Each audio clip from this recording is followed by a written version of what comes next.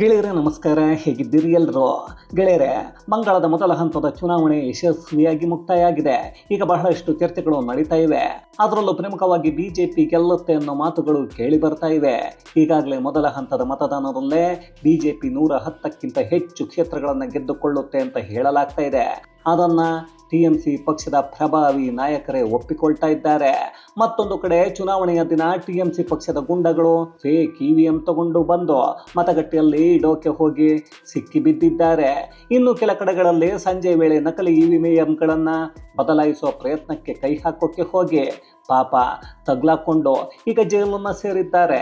ಹಾಗಾದರೆ ಬಿಜೆಪಿ 110ಕ್ಕಿಂತ ಹೆಚ್ಚು ಸೀಟುಗಳನ್ನು ಗೆದ್ದುಕೊಳ್ಳುತ್ತೆ ಅಂತ ಹೇಳೋದಕ್ಕೆ ಕಾರಣ ಏನು? ಅದನ್ನು ಈಗ ಹೇಳ್ತಾ ಇರೋದು ಯಾರು? ಅಮಿತ್ ಶಾ ಮುಂದಿನ ಮುಖ್ಯಮಂತ್ರಿ ಯಾರು ಅನ್ನೋದನ್ನು ಹೇಳಿ ದೀದಿಗೆ ಟಕ್ಕರ್ ಕೊಟ್ಟಿದ್ದು ಯಾಕೆ? ದೀದಿ ಯಾಕೆ ಮಾತನಾಡ್ತಾ ಇಲ್ಲ? ಎಲ್ಲವನ್ನ ಈ ವಿಡಿಯೋದಲ್ಲಿ ನೋಡ್ಕೊಂಡು ಬರೋಣ ಬನ್ನಿ. ಗೆಳೆಯರೇ, ಪಶ್ಚಿಮ ಬಂಗಾಳ ಚುನಾವಣೆ ಅರ್ಧದಷ್ಟು ಮುಕ್ತಾಯ ಆಗಿದೆ. ಇನ್ನುಳಿದ ಅರ್ಧ ಇದೇ ತಿಂಗಳ 29ನೇ ತಾರೀಕು ಮತದಾನ ನಡೆಯುತ್ತೆ. ಆದರೆ ಈಗ ಮುಕ್ತಾಯ ಆಗಿರೋ ಮೊದಲ ಹಂತದ ಮತದಾನದಲ್ಲಿ ಬಂಗಾಳದ ಗೆಲುವು ಯಾರಿಗೆ ಅನ್ನೋದು ಭಾರತಕ್ಕೆ ಗೊತ್ತಾಗ್ತಾ ಇದೆ. ಅಷ್ಟೊಂದು ಸೆಕ್ಯೂರಿಟಿ ಒಂದು ಚುನಾವಣೆಗೆ ಯಾಕೆ ಅನ್ನೋದನ್ನು ನಮ್ಮಲ್ಲಿ ಬಹಳಷ್ಟು ಜನರು ಕೇಳ್ತಾ ಇದ್ರು. ಆದರೆ ಅದು ಯಾಕೆ ಬೇಕಿತ್ತು ಅನ್ನೋದು ಮೊನ್ನೆಯ ಮತದಾನದ ಸಮಯದಲ್ಲಿ ನಡೆದ ನಾಟಕೀಯ ಬೆಳವಣಿಗೆಗಳನ್ನು ನೋಡಿದರೆ ಗೊತ್ತಾಗತ್ತೆ. ಬಿಜೆಪಿ ಮತ್ತು ಮಮತಾ ಬ್ಯಾನರ್ಜಿಗೆ ಬಂಗಾಳದ ಚುನಾವಣೆ ಪ್ರತಿಷ್ಠೆ ಅಂತ ನೋಡೋ ನಮಗೆಲ್ಲ ಅನ್ನಿಸೋದು ನಿಜ.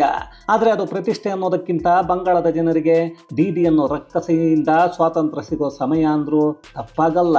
ಚುನಾವಣೆ ನಡೆಯುವಾಗ ಎಲ್ಲ ಪಕ್ಷಗಳು ನಾವು ಗೆಲ್ತೀವಿ, ಅಧಿಕಾರ ನಮ್ಮದೇ ಅಂತ ಹೇಳೋದು ಸಹಜ. ಆದರೆ ಸತತವಾಗಿ 3 ಬಾರಿ ಗೆದ್ದಿರೋ ದೀದಿ ಪಕ್ಷಕ್ಕಿಂತ ಗೆಲುವಿನ ಹತ್ತಿರಕ್ಕೂ ಬಾರದ ಬಿಜೆಪಿಗೆ ಸಿಕ್ಕಾಪಟ್ಟೆ ಆತ್ಮವಿಶ್ವಾಸ ಇರೋದು ಎಲ್ಲರನ್ನ ಆಶ್ಚರ್ಯಪಡಿಸ್ತಾ ಇದೆ. ಇದನ್ನು ಕೆಲವರು ಬಿಜೆಪಿಯ ಓವರ್ ಕಾನ್ಫಿಡೆನ್ಸ್ ಅಂತಿದ್ರೆ, ಬಂಗಾಳದ ರಾಜಕೀಯವನ್ನು ತಳಮಟ್ಟದಲ್ಲಿ ಅರಿತವರು, ಅರ್ಥವನ್ನು ಮಾಡಿಕೊಂಡವರು ಮಾತ್ರ ಬಿಜೆಪಿಯ ಲೆಕ್ಕಾಚಾರ ಸರಿ ಇದೆ ಅಂತಿದ್ದಾರೆ. ಅದನ್ನು ಬಂಗಾಳದ ಸರಿಯಾದ ಚುನಾವಣಾ ಪಂಡಿತರು ಹೇಳ್ತಾ ಇದ್ದಾರೆ. ಈಗಾಗಲೇ ಮೊದಲ ಹಂತದ ಮತದಾನ ಮುಕ್ತಾಯ ಆಗಿದೆ. ಅಲ್ಲಿ ಪತ್ರಿಕಾಗೋಷ್ಠಿ ಮಾಡಿ ಅಮಿತ್ ಶಾ ಮಾತಾಡ್ತಾ ಮೊದಲ ಹಂತದಲ್ಲಿ 152 ಕ್ಷೇತ್ರಗಳಿಗೆ ಮತದಾನ ನಡೆದಿದೆ. ಅದರಲ್ಲಿ ಬಿಜೆಪಿ 110ಕ್ಕಿಂತ ಹೆಚ್ಚು ಕ್ಷೇತ್ರಗಳಲ್ಲಿ ಗೆಲುವನ್ನು ಸಾಧಿಸುತ್ತೆ ಅನ್ನೋದನ್ನು ಹೇಳಿಕೊಳ್ತಾ ಇದ್ದಾರೆ. ಹಾಗಂತ ಸುಮ್ಮನೆ ಹೇಳ್ತಾ ಇಲ್ಲ, ಅದಕ್ಕೂ ಒಂದಷ್ಟು ಪಕ್ಕ ಲೆಕ್ಕವನ್ನು ಇಡ್ತಾ ಇದ್ದಾರೆ. ಅದರ ಜೊತೆಗೆ ಎರಡನೇ ಹಂತದಲ್ಲಿ ನಮಗೆ ಬಹುಮತ ಬರೋದು ಗ್ಯಾರಂಟಿ. ಮೊದಲ ಹಂತದಲ್ಲಿ 110 ಸೀಟುಗಳನ್ನು ಬಿಜೆಪಿ ಗೆದ್ದುಕೊಂಡ್ರೆ ಎರಡನೇ ಹಂತದಲ್ಲಿ ಬೇಕಾಗೋದು ಕೇವಲ 38 ಸೀಟುಗಳು ಮಾತ್ರ. ಅಲ್ಲಿ ನಡೆಯೋದು 142 ಕ್ಷೇತ್ರಗಳಿಗೆ ಚುನಾವಣೆ. ಸ್ವಲ್ಪ ಹೆಚ್ಚು ಕಮ್ಮಿ ಆಗುತ್ತೆ ಅನ್ನೋ ಯೋಚನೆ ಮಾಡಿ 50 ಸೀಟುಗಳನ್ನು ಗೆಲ್ಲೋ ಕಡೆ ಗಮನವನ್ನು ಕೊಟ್ಟು ಅವುಗಳನ್ನು ಗೆದ್ದಿದ್ದೇ ಆದರೆ ಬಿಜೆಪಿ ಅಧಿಕಾರವನ್ನು ಹಿಡಿಯೋದು ಬಹಳಷ್ಟು ಸುಲಭ ಅನ್ನೋದು ನಿಜ. ಅಮಿತ್ ಶಾ ಮೊದಲ ಹಂತದ ಮತದಾನದಲ್ಲೇ ಅಷ್ಟೊಂದು ಸೀಟುಗಳನ್ನು ಗೆದ್ದುಕೊಳ್ತೀವಿ ಅಂತ ಹೇಳೋದಕ್ಕೂ ಒಂದು ಕಾರಣ ಇದೆ. ಕಳೆದ ಬಾರಿಯ ಚುನಾವಣೆಯಲ್ಲಿ ಅದೇ 152 ಕ್ಷೇತ್ರಗಳಲ್ಲಿ ಬಿಜೆಪಿ 59 ಕ್ಷೇತ್ರಗಳನ್ನು ಗೆದ್ದುಕೊಂಡಿತ್ತು. ಸುಮಾರು 25ರಿಂದ 30 ಕ್ಷೇತ್ರಗಳಲ್ಲಿ ತುಂಬ ಕಡಿಮೆ ಅಂತರಗಳಿಂದ ಬಿಜೆಪಿ ಸೋಲನ್ನು ಅನುಭವಿಸಿತ್ತು. ಈ ಬಾರಿ ಆ ಕ್ಷೇತ್ರಗಳಲ್ಲೂ ದೊಡ್ಡ ಮಟ್ಟದ ಪ್ರಚಾರವನ್ನು ಮಾಡಿರೋದು. ಉತ್ತಮ ಫಲಿತಾಂಶ ಬಂದು ಬಿಜೆಪಿ ಗೆಲುವನ್ನು ಸಾಧಿಸಿದರೆ ಅಲ್ಲಿಗೆ 90 ಸೀಟುಗಳು ಆಗುತ್ತವೆ. ಅದರ ಜೊತೆಗೆ ಹೊಸದಾಗಿ 20 ಕ್ಷೇತ್ರಗಳನ್ನು ಗೆದ್ದುಕೊಳ್ಳೋದು ಪಕ್ಕ ಅನ್ನೋ ಲೆಕ್ಕಾಚಾರ ಅವರದ್ದು. ಇಲ್ಲಿ ಬೇರೆ ಯಾರೋ ಕಾರ್ಯಕರ್ತರೋ ಅಥವಾ ನಾಯಕರೋ ಹೇಳಿದರೆ ಅಯ್ಯೋ ಬಿಡ್ರಿ, ಅವರವರ ಪಕ್ಷ ಅವರಿಗೆ ದೊಡ್ಡದು, ಅಲ್ಲಿ ಯಾರನ್ನು ಮೆಚ್ಚಿಸಾಕಿ ಹೇಳಿಕೊಳ್ತಾರೆ ಅಂತ ಸುಮ್ಮನಾಗಬಹುದಿತ್ತು. ಆದರೆ ಇಲ್ಲಿ ಹೇಳ್ತಾ ಇರೋದು ಅಮಿತ್ ಶಾ. ಈ ಚಾಣಕ್ಯ ಅಂತ ಕರೆಸಿಕೊಳ್ಳೋ ಅಮಿತ್ ಶಾ ಕಳೆದ ಬಾರಿಯಿಂದ ಎಲ್ಲ ಚುನಾವಣೆಗಳಲ್ಲೂ ಭವಿಷ್ಯವನ್ನು ಹೇಳಿ ಗೆಲ್ತಾ ಇದ್ದಾರೆ. ಅದೇ ಕಾರಣಕ್ಕೆ ಈ ಹೇಳಿಕೆಯನ್ನು ಗಂಭೀರವಾಗಿ ತೆಗೆದುಕೊಳ್ಳಲೇಬೇಕು. ಅದರ ಜೊತೆ ಮೇ 5ನೇ ತಾರೀಕಿನಿಂದ ಅಂಗ ಬಳಿಂಗ ಕಳಿಂಗ ಎಲ್ಲವೂ ಬಿಜೆಪಿಯದ್ದೇ ಅಂತಿದ್ದಾರೆ. ಇಲ್ಲಿ ಅಂಗ ಅಂದರೆ ಬಿಹಾರ, ಬಳಿಂಗ ಅಂದರೆ ಬಂಗಾಳ, ಕಳಿಂಗ ಅಂದರೆ ಒಡಿಸ್ಸಾ. ಅದರಲ್ಲಿ ಈಗಾಗಲೇ 2 ರಾಜ್ಯಗಳಲ್ಲಿ ಬಿಜೆಪಿ ಗೆದ್ದು ಅಧಿಕಾರದಲ್ಲಿದೆ. ಈಗ 3ನೇ ರಾಜ್ಯ ಪಶ್ಚಿಮ ಬಂಗಾಳ. ಈ ಬಂಗಾಳವನ್ನು ಗೆಲ್ಲೋಕೆ ಬಿಜೆಪಿ ದಶಕಗಳಿಂದ ಗುರಿ ಇಟ್ಟು ಗುದ್ದಾಟವನ್ನು ಮಾಡಿದೆ. ಈಗ ಅದು ಕೂಡ ನಮ್ಮ ಕೈವಶ ಆಗುತ್ತೆ ಅನ್ನೋ ಮಾತುಗಳನ್ನು ನಾನು ಹೇಳ್ತಾ ಇಲ್ಲ, ಅಮಿತ್ ಶಾ ಹೇಳ್ತಾ ಇದ್ದಾರೆ. ಇದು ಬಂಗಾಳದಲ್ಲಿ ಬದಲಾವಣೆ ಆಗೋದು ಗ್ಯಾರಂಟಿ ಅನ್ನೋದನ್ನು ತೋರಿಸ್ತಾ ಇದೆ. ಎರಡನೇ ಹಂತದ ಮತದಾನ ಮುಕ್ತಾಯ ಆದ ಮೇಲೆ ಯಾವ ರೀತಿಯ ಹೇಳಿಕೆಗಳು ಬರಬಹುದು ಅನ್ನೋ ಲೆಕ್ಕಾಚಾರವನ್ನು ಹುಟ್ಟು ಹಾಕ್ತಾ ಇದೆ. ಇನ್ನು ಬಿಜೆಪಿ ಗೆದ್ದು ಅಧಿಕಾರವನ್ನು ಹಿಡಿಯುತ್ತೆ ಅನ್ನೋದಕ್ಕೂ ಮತ್ತಷ್ಟು ಪುಷ್ಟಿಯನ್ನು ಕೊಡ್ತಾ ಇರೋದು ಅದು TMC ನಾಯಕನೇ ಹೇಳಿರೋ ಮಾತು. ಅಮಿತ್ ಶಾ ಬಿಡ್ರಿ, ಬಿಜೆಪಿಯವರು ಅವರದ್ದೇ ಪಕ್ಷದ ಬಗ್ಗೆ ಹೇಳಿಕೊಳ್ತಾರೆ ಅಂತ ಅವರು ಅದೆಷ್ಟೇ ಸರಿಯಾದ ಲೆಕ್ಕವನ್ನು ಹೇಳಿದರೆ ನಂಬದೇ ಇರಬಹುದು. ಈಗ TMC ನಾಯಕ ಬೀರ್ಭೂಮ್ನ ಪ್ರಭಾವಿ ಹಾಗೆಯೇ ಮಮತಾ ಬ್ಯಾನರ್ಜಿ ಆಪ್ತ ಮೊದಲ ಹಂತದಲ್ಲೇ ಬಿಜೆಪಿ ಸುನಾಮಿಯನ್ನು ಎಬ್ಬಿಸುತ್ತೆ ಅಂತಿದ್ದಾರೆ. ಮಾಧ್ಯಮಗಳ ಜೊತೆ ಮಾತಾಡ್ತಾ ಅನುಬ್ರತ್ ಮಂಡಲ್ ನಮ್ಮ ಪಕ್ಷಕ್ಕೆ ಮೊದಲ ಹಂತದಲ್ಲಿ 15ರಿಂದ 16 ಸೀಟುಗಳನ್ನು ಗೆಲ್ಲೋದೇ ಕಷ್ಟ ಅನ್ನೋದನ್ನು ಹೇಳಿಕೊಳ್ತಾ ಇದ್ದಾರೆ. ಇದನ್ನು ನೋಡ್ತಾ ಇದ್ರೆ ಅಮಿತ್ ಶಾ ಅವರ ಭವಿಷ್ಯದ ಲೆಕ್ಕಾಚಾರ ಸರಿ ಇದೆ ಅಥವಾ 110ಕ್ಕಿಂತ ಹೆಚ್ಚು ಸೀಟುಗಳನ್ನು ಗೆಲ್ಲಬಹುದು ಅನ್ನೋದು ನಮಗೂ ಗೊತ್ತಾಗುತ್ತೆ. ಮತದಾನಕ್ಕೂ ಮೊದಲು ಮಮತಾ ಬ್ಯಾನರ್ಜಿಯ ಮಾಜಿ ರಾಜಕೀಯ ಸಲಹೆಗಾರರು ಬಂಗಾಳದಲ್ಲಿ ಬಿಜೆಪಿ ಮುಂದಕ್ಕೆ ಹೋಗುತ್ತೆ ಅನ್ನೋ ವಿಚಾರ TMCಯ ಒಳಗೆ ಚರ್ಚೆಗಳು ಆಗ್ತಾ ಇದೆ ಅನ್ನೋದನ್ನು ತೋರಿಸ್ತಾ ಇತ್ತು.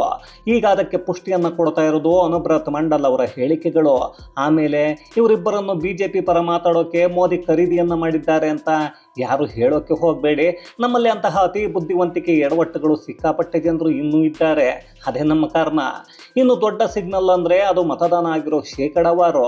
ಮೊದಲ ಹಂತದಲ್ಲಿ ಬಂಗಾಳದಲ್ಲಿ 93% ಮತದಾನ ಆಗಿದೆ. ಸ್ವಾತಂತ್ರ್ಯ ಬಂದ ನಂತರ ಇದೇ ಮೊದಲ ಬಾರಿಗೆ ಇಷ್ಟು ದೊಡ್ಡ ಮಟ್ಟದ ಮತದಾನ ಆಗಿರೋದು ಎಲ್ಲರ ಗಮನವನ್ನು ಸೆಳೀತಾ ಇದೆ. ಯಾಕಂದರೆ ಸಾಮಾನ್ಯವಾಗಿ ಮತದಾನ ಹೆಚ್ಚಾಗಿದ್ದರೆ ಅಲ್ಲಿನ ಜನರು ಬದಲಾವಣೆಯನ್ನು ಬಯಸ್ತಾ ಇದ್ದಾರೆ ಅನ್ನೋದು ಎಲ್ಲರಿಗೂ ಗೊತ್ತಾಗತ್ತೆ. ಈ ಹಿಂದೆ ಅದೆಷ್ಟೋ ರಾಜ್ಯಗಳಲ್ಲಿ ಅಂತಹ ಬದಲಾವಣೆ ಆಗಿವೆ. ಇಲ್ಲಿ ಯಾವಾಗಲೂ ನಡೆಯೋ ಹಾಗೆ ಚುನಾವಣೆ ನಡೆಯಲಿ ಅಂತ ಬಿಟ್ಟಿದ್ರೆ ಅದೆಷ್ಟೋ ಮತದಾರರು TMC ಗೂಂಡಾಗಳಿಗೆ ಹೆದರಿ ಮತಗಟ್ಟೆಯ ಬಳಿಗೆ ಬರ್ತಾ ಇರಲಿಲ್ಲ. ಆದರೆ ಈ ಬಾರಿ ದೊಡ್ಡ ಮಟ್ಟದ ಸೆಕ್ಯೂರಿಟಿ ಇರೋದ್ರಿಂದ ಅಲ್ಲಿನ ಜನರು ಭಯವನ್ನು ಬಿಟ್ಟು ಬಂದು ಬಹುತೇಕ ಎಲ್ಲರೂ ಮತದಾನ ಮಾಡಿದ್ದಾರೆ. ಪ್ರತಿ ಬಾರಿ ಚುನಾವಣೆಯಲ್ಲಿ ಅಲ್ಲಿನ ಮುಸ್ಲಿಮರು TMC ಪಕ್ಷವನ್ನು ಬೆಂಬಲಿಸ್ತಾ ಅವರಿಗೆ ಮತವನ್ನು ಹಾಕ್ತಾ ಇದ್ರು.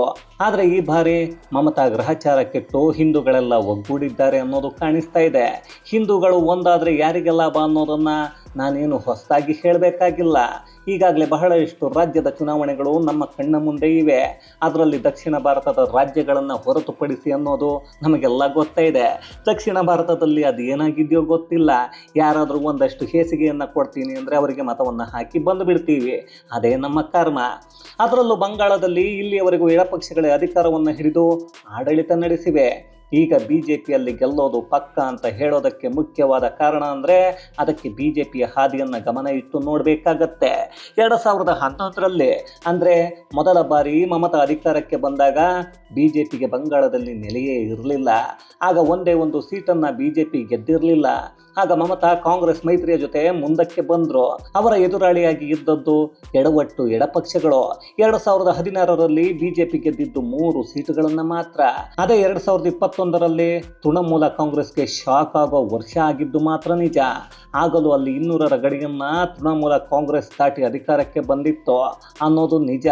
ಆಗಲೂ ಬಿಜೆಪಿ ದೊಡ್ಡ ಗೆಲುವಿನ ವಿಶ್ವಾಸದಲ್ಲಿತ್ತು. ಆದರೆ ಫಲಿತಾಂಶ ಬಂದ ಮೇಲೆ ಬಿಜೆಪಿ ಅಹಂಕಾರಕ್ಕೆ ಜನರು ಶಾಸ್ತಿಯನ್ನು ಮಾಡಿದ್ದಾರೆ ಅನ್ನೋದನ್ನು ಹೇಳಲಾಗಿತ್ತು. ಅಲ್ಲಿ ಮಮತಾ ಅದೆಷ್ಟು ಪವರ್ಫುಲ್ ಅನ್ನೋದು ಗೊತ್ತಾಯ್ತು.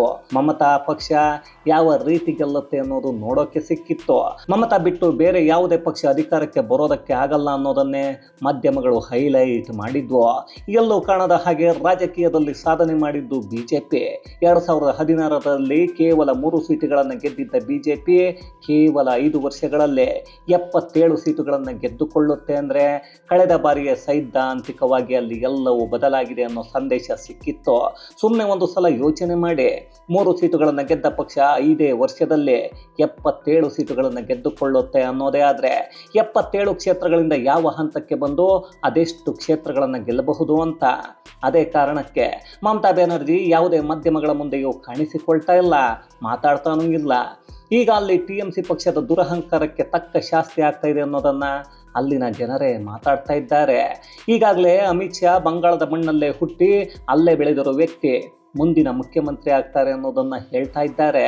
ಅಲ್ಲಿಗೆ ಇಲ್ಲಿಯವರೆಗೂ ಮಮತಾ ಹೇಳ್ತಾ ಇದ್ದ ಅದೆಂಥದ್ದು ಬಂಗಾಳವನ್ನು ಬಂಗಾಳಿ ಭಾಷೆ ಬರೋರೆ ಆಡಳಿತ ಮಾಡಬೇಕು ಅಂತ, ಅದನ್ನೇ ನಾವು ಮಾಡ್ತಾ ಇರೋದು ಅನ್ನೋದನ್ನು ಶಾ ಅಲ್ಲಿನ ಜನರಿಗೆ ತಿಳಿಸ್ತಾ ಇದ್ದಾರೆ.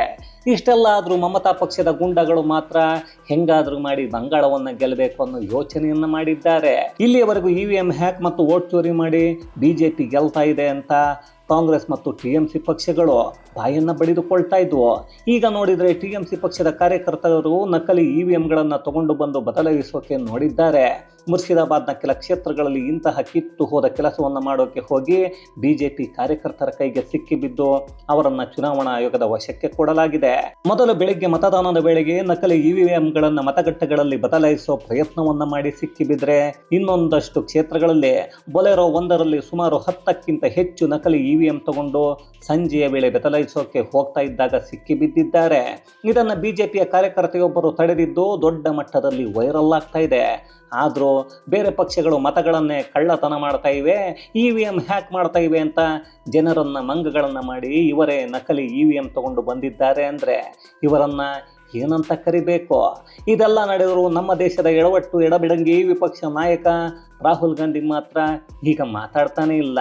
ಪಾಪ ಅವರ ಪ್ರಕಾರ ನಕಲಿ EVM ಬದಲಾವಣೆ ಮಾಡಿದರೆ ತಪ್ಪಲ್ಲ, ಅದು ಸಂವಿಧಾನಕ್ಕೆ ವಿರುದ್ಧನೂ ಅಲ್ಲ ಅನಿಸುತ್ತೆ. ಯಾಕಂದರೆ ಅಲ್ಲಿ ಒರಿಜಿನಲ್ EVM ಬದಲು ನಕಲಿ EVMಗಳು ಇರುತ್ತವೆ. ಅದು ನಕಲಿ ಆದರೆ ಏನೋ ಅಸಲಿ ಆದರೆ ಏನೋ, EVM ಇದ್ದರೆ ಸಾಕು, ಇವರ ಇಂಡಿ ಕೂಟದಲ್ಲಿರೋ ಮಂಡಿಗಳು ಹೇಸಿಗೆ ತಿಂದರೂ ಪರವಾಗಿಲ್ಲ ಅನ್ನೋದು ಕಾಂಗ್ರೆಸ್ ಯೋಚನೆ. ಇರಲಿ ಬಿಡಿ, ಅವರಿಗೆ ಬೇಕಾಗಿರೋದು BJP ಗೆಲ್ಲಬಾರ್ದು ಅನ್ನೋದು. ಅದೇ ಅವರ ಮಿತ್ರ ಪಕ್ಷಗಳು ಹೇಸಿಗೆಯನ್ನು ಹೆಂಗಾದರೂ ತಿನ್ನಬಹುದು ಅನ್ನೋದು ಕಾಂಗ್ರೆಸ್ಸಿಗರ ಯೋಚನೆ. ಈಗಲೂ BJP ಅಧಿಕಾರಕ್ಕೆ ಬಂದ ಮೇಲೆ ಚುನಾವಣಾ ಆಯೋಗ ಮತ್ತು EVM ಬಗ್ಗೆ ಮಾತಾಡ್ತಾರೆ. ಅದನ್ನು ಬಿಟ್ಟು ಅವರ ತೂತುಗಳನ್ನು ಮುಚ್ಚಿಕೊಳ್ಳೋದೇ ಇಲ್ಲ. ಹಾಗಾಗಿ ಆ ಪಕ್ಷಗಳು ಉಳಿಯೋದು ಇಲ್ಲ ಅಷ್ಟೇ. ಇದು ಗೆಳೆಯರೆ, ಮೊದಲ ಹಂತದಲ್ಲೇ BJP ಬಂಗಾಳವನ್ನು ಕ್ಲೀನ್ ಸ್ವೀಪ್ ಮಾಡ್ತಾ ಇದ್ರೆ ಮಮತಾ ಪಕ್ಷದ ಗುಂಡಗಳು ನಕಲಿ EVM ತಂದು ಬದಲಾಯಿಸೋಕೆ ಹೋಗಿ ಸಿಕ್ಕಿ ಬಿದ್ದಿರೋದ್ರ ಕುರಿತಾದ ಒಂದಷ್ಟು ಮಾಹಿತಿ ಮತ್ತಷ್ಟು ವಿಶೇಷತೆಗಳೊಂದಿಗೆ ಮುಂದಿನ ವಿಡಿಯೋದಲ್ಲಿ ಭೇಟಿಯಾಗೋಣ. ಅಲ್ಲಿಯವರೆಗೂ ಕನ್ನಡವೇ ಸತ್ಯ, ಕನ್ನಡವೇ ನಿತ್ಯ.